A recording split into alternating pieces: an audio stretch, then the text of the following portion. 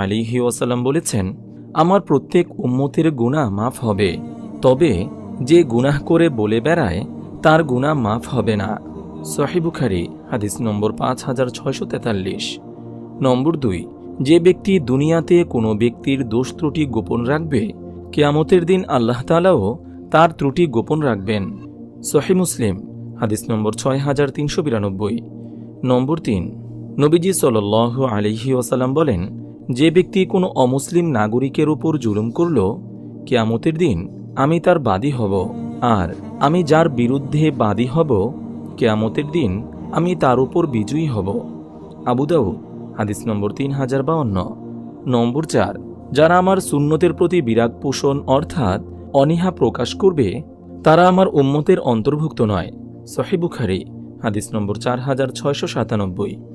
নম্বর 5, যার অন্তরে সরিষা